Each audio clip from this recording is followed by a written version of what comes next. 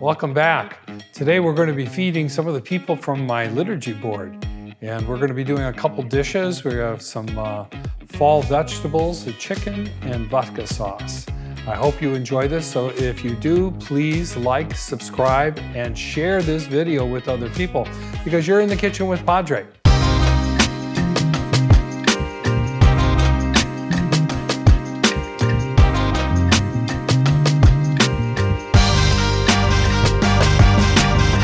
So let's start with our vegetables. So we have chopped already a variety of vegetables. Most of the stuff has actually has come from my garden. So you see that we chopped them into pieces. It doesn't matter. It's up to you if you want them. I like them more chunky, but it doesn't, if you want them smaller, that would be fine too. So we're going to start with 1/4 cup of avocado oil. So I'm going to spread that all over inside here and mix it up. I've started using organic avocado oil because I just think that it's healthier, and I'm getting more and more into organic foods because they're cleaner, and it really does make a difference the way you feel after you eat. So after that, we're going to put in 1 teaspoon of garlic powder. Just sprinkle that over the top. 1 teaspoon of onion powder. Again, we're going to mix it all up. We have, this is another thing that I started using. This is turmeric. And I haven't used this until about a month ago. And now I'm in love with it. It adds a wonderful flavor and color, and it's also healthy. So it helps your blood pressure, helps your blood sugar. So the more turmeric you eat, the healthier you will be. So I'm sprinkling a tablespoon, of turmeric in here. And we're going to add a tablespoon of salt and 1/2 tablespoon of black pepper, ground black pepper. I'm going to toss this all up in here. And that turmeric is going to color, especially the cauliflower. It's going to turn into a nice sort of yellow. It's a very beautiful fall dish that we're preparing. And now, this is entirely optional. My brother Bob started a hot sauce business, which I thought was silly, but to support him, I started eating stuff with spice in it. And so this is Calabrian chilies. And they're potent. So we're going to put just a little bit, this is about maybe 1/2 teaspoon. We have one of our members doesn't like spicy stuff, so I'm going to hold back. But if I were making this for myself, I'd put the full teaspoon in because it is so good. So once we got all this stuff in here, I'm going to take on a cookie sheet and we're going to put it in here and we're going to spread it all over. Into a 425 degree oven, this is going to go. And we're going to leave it in there for about 15 minutes. And then we're going to take it out, okay?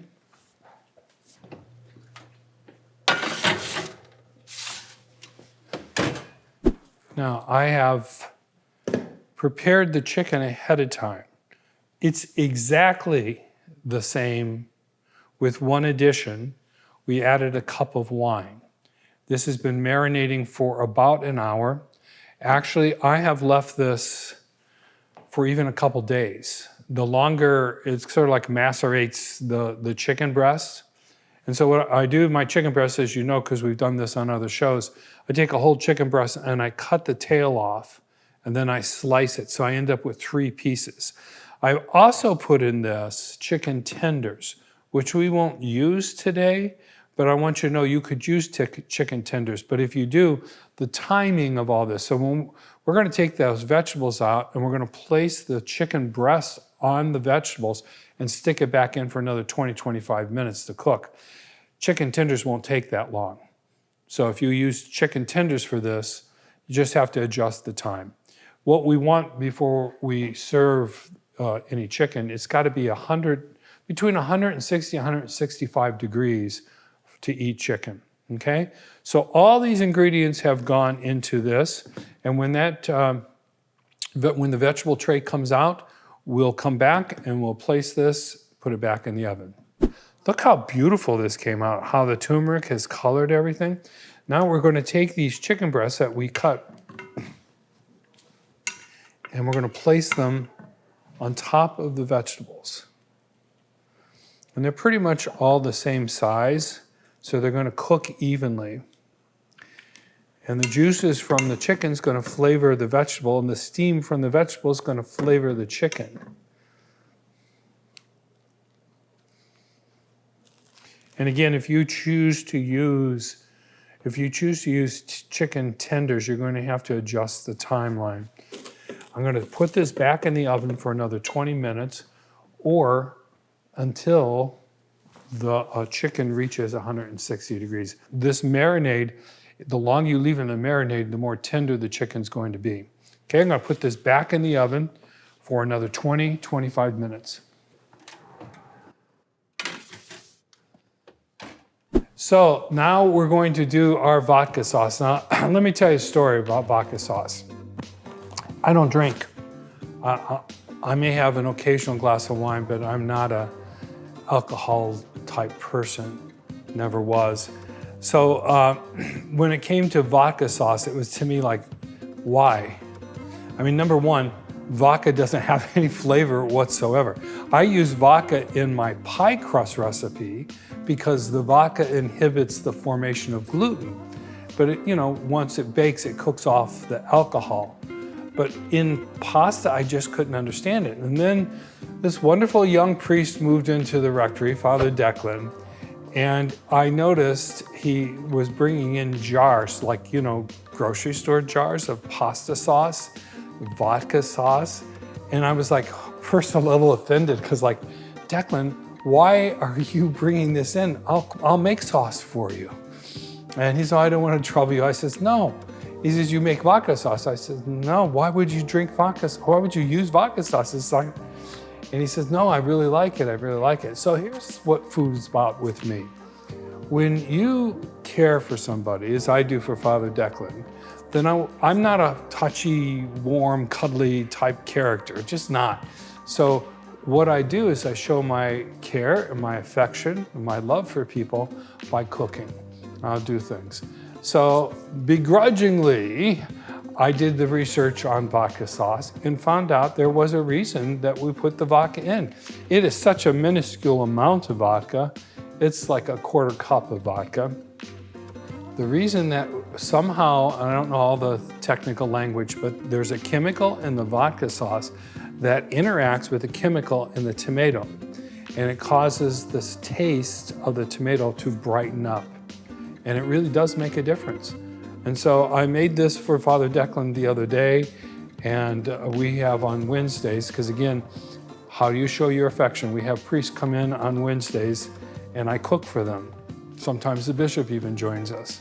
And it's a way for me to say, I appreciate you and I like you. So for Father Declan, this is what we've done. So let's go through the mise en place for the vodka sauce. So we have pancetta, which I've cut into small little cubes, and we've par-cooked this just to save time today. A little of the grease from the pancetta that we cooked. We have, I believe this is a medium-sized onion that is diced, half a cup of heavy cream, about a tablespoon of smoked paprika, a tablespoon of garlic crushed, 2 tablespoons of butter, half a cup of freshly grated Parmesan cheese.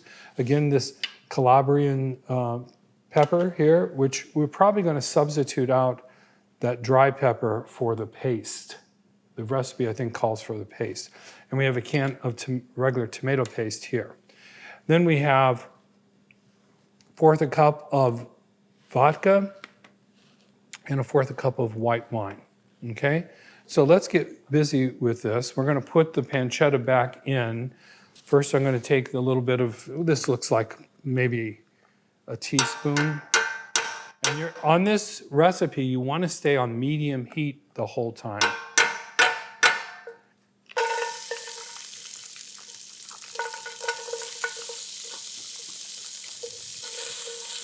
So the pancetta originally was pan-fried in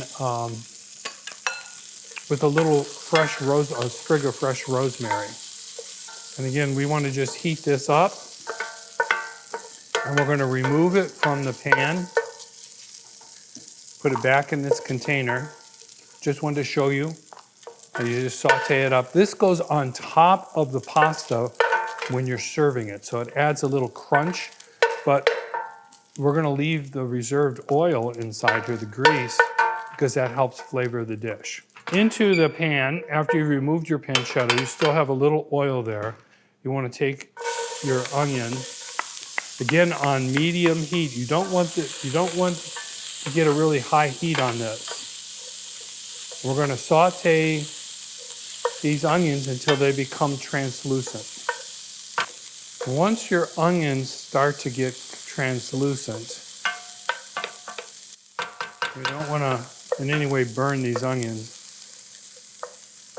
Then we're going to add the wine. And the wine's going to deglaze. And once you put the wine in, then put your garlic in, because you don't want to burn the garlic at all. I always like to put my garlic in after I put a liquid in. Otherwise, the garlic, if it burns, it becomes bitter. You want garlic, that's the thing about garlic. You don't want garlic forward, you want garlic backwards. You want it in the background. You don't want it, so when you taste them, wow, we've got garlic. It should be more of a subtle sort of thing. Now this is a very important part that we do. We're going to add tomato paste. Now I have a can of tomato paste here. I'll probably use about half of it. And what's important about the tomato paste? You got to cook it. You can't just mix it in there, otherwise you're going to have a very bitter dish.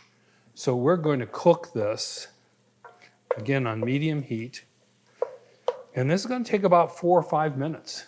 As you cook the tomato paste out, you're going to see that the color, it's going to get a darker hue to the paste. That's kind of a sign that you know that it's cooked long enough. At this point, I'm going to add the smoked paprika.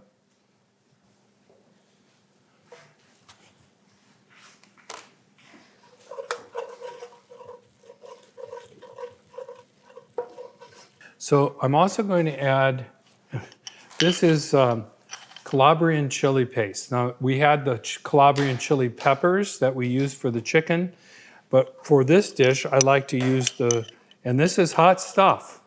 So you don't want to use, so what is that, about a tablespoon? We'll put that inside there and we'll cook that into the paste, paprika. If you could smell this, it's smelling amazing already. So now comes the whole thing, what we're doing here, the vodka. Ta-da, the star, this little bit of vodka. Put that in and we're going to deglaze. I'm going to go around and use that vodka, the liquid, to start scraping off all that stuff that's sticking on the sides. That's important stuff. Now, here's a trick. This is what I use for everything that requires tomatoes. Canned tomatoes, whole tomatoes, San Marzano tomatoes. It's worth the extra expense. And the way you do this is you pour them into a container, and then with your hands, you just go in and you smush them. Now sometimes they have a core that you want to make sure that you remove because it's not pleasant. Okay? And what we're going to do into this cooked tomato paste is now add this.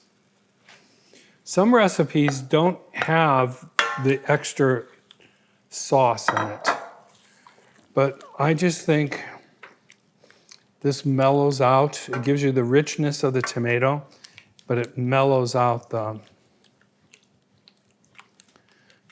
sauce. Okay. So we've cooked off our vodka, and see how nice and thick that is. We're going to finish this off by adding the cream last minute, and then the cheese last minute. We're going to check our pasta because we want to reserve the pasta water, because sometimes the sauce is going to be too thick and you're going to add a little pasta water to loosen it up. If the sauce becomes too thin, you're going to add extra Parmesan cheese to thicken it up. We got our pasta water on. We're going to cook the pasta 2 minutes shy of what the package tells you to do. This sauce, we're going to leave on medium heat and cook it for 10 minutes. So by the time our pasta is done, we're going to put it in here, and we're actually going to finish off the pasta in the sauce. From that, you put the pasta in, you're going to put the cream in, you're going to put the cheese in, you're going to put the pasta in. We're going to decide if we need extra water or more extra cheese, and then serve it immediately. So we're going to add the cream, make it a nice pink color. We're going to add cheese.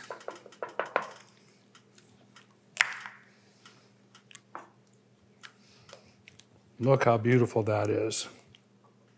Now into that, you don't have to do this, but I like to finish with butter. I'm going to bring the pasta over here.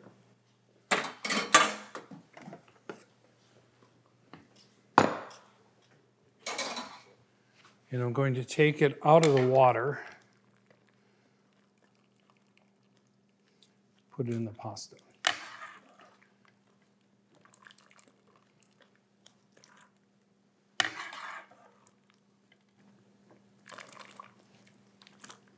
Okay, I don't think I'm going to need any pasta water or add any extra cheese, to be honest with you.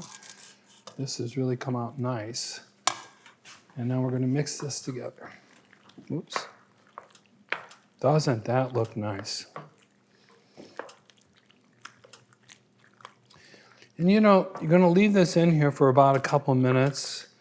This is really a slightly undercooked pasta, and it's going to absorb the sauce. You're going to find that when we're ready to serve this, there's not going to be a lot of sauce left inside the pan, because it's all going to be absorbed. Okay, I think we're about ready to plate this, but before we do, let's check our chicken and see where we're at with that. I'm going to take this out of the oven. We're going to tint it. Look how pretty that is. Okay. I'm going to tint that until we're ready to serve it. I'm going to turn my heat off. It looks like I turned it on. So I'm going to turn that heat off. Look at this. See how it's absorbed all that pasta. So we're going to take